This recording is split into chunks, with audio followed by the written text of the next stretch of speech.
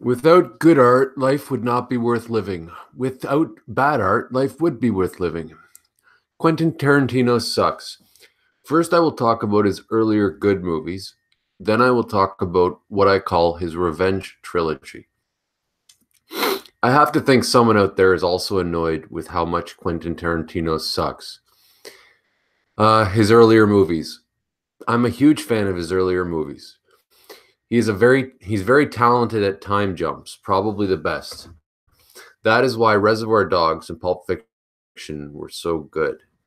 He should have stuck to that time jump gimmick. But even in his earlier movies, he is still polluted with being obsessed with being cool. This obsession spoils even his good movies. His obsession with being cool gives an atmosphere of insecurity or self-consciousness to his movies. I always feel like he is practically coming on screen and saying, "See, I'm not a geek. I'm really cool. I'm a tough guy." I see why he connects with audiences, because most idiots are also obsessed with being cool.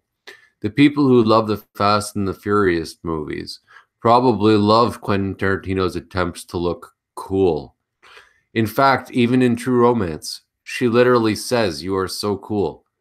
Or Samuel L. Jackson in Pulp Fiction literally has a wallet that says, "Bad motherfucker." I could see fans of the Fast and the Furious loving that. What is worse than a bully or a nerd? A nerd bully. Quentin Tarantino is a nerd bully. There was also that time when Tarantino tried to be an actor, and you really see how badly he wants to be cool with his performances. If he could just take that self-conscious need to be cool out of his movies, I might consider him to be a good filmmaker. But as is, I just see him as a little kid and a nerd and a wannabe bully. Now on to what I call his revenge trilogy: Kill Bill, Inglourious Basterds, and Django Unchained. Oh, God. Kill Bill was fun. I loved a lot in that. However, Tarantino's obsession with being cool still took the spotlight. It's like when someone says a funny joke and then goes on about how funny their joke was. It kind of ruins the joke. Kill Bill was when Tarantino first got his revenge of the nerd idea. A minority, in the case of Kill Bill, a woman, gets revenge on men. That's the basic idea. It's okay to have a main character brutally murdering everybody, as long as they're a minority and the bad people are, say, white men or whatever. I know the villains were also women and Asians, etc., but still the main villain is a white man. Inglourious Basterds, I saw it in the theater and I actually felt bad for Quentin Tarantino afterwards. I felt embarrassed for him because I thought it sucked so bad. But apparently I'm out of touch because everyone loved it.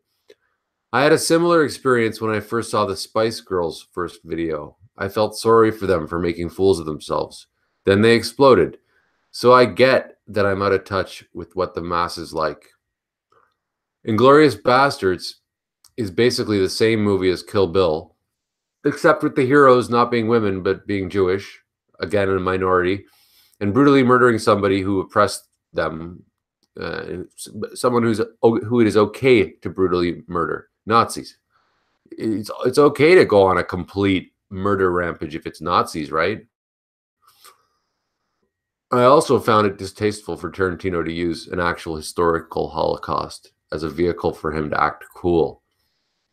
Then we get Django, which is basically the same movie as Kill Bill and Inglourious Basterds, but the minority this time is a black person and the villains are racist white people. Again, he can just murder everybody because they're bad and he's a minority, right? So he gets to live out his nerd fantasies. It's a Revenge of the Nerd trilogy. The plots of these three might have been good. I don't even know. I just couldn't get past Tarantino basically screaming at me that he is cool and a bad motherfucker. I think his next movie after, instead of making The Hateful Eight, he should have made a movie about a gay person getting revenge on straight people. I mean, that would have been the logical follow-up. I think I watched The Hateful Eight. I don't really remember any of it. I'm sure everybody was acting bad and cool. They were all bad motherfuckers and cool, right? It's pretty much what you're getting. I'm sure it was all about revenge. And I'm amazed that people worship him so much, but all I can say is that he's no Alfred Hitchcock. He's no auteur. Using stupid rhymes like Zed's dead or Kill Bill or I'm Paul and this is between y'all, that doesn't make an auteur. It actually makes you a little nerd, a little teenager.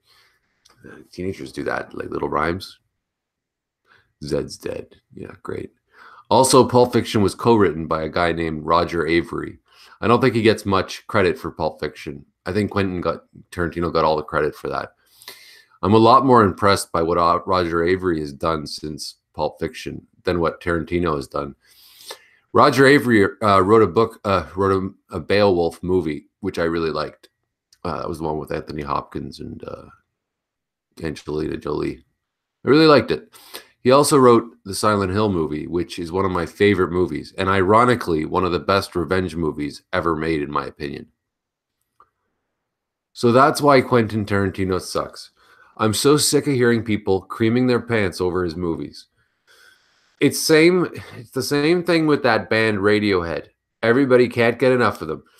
I listened to one of their albums. It was the one with Karma Police, and I was thinking, this sounds like they ripped off the Beatles' White Album. Like I can see that they took out chords from the Beatles' White Album. It's so obvious, right?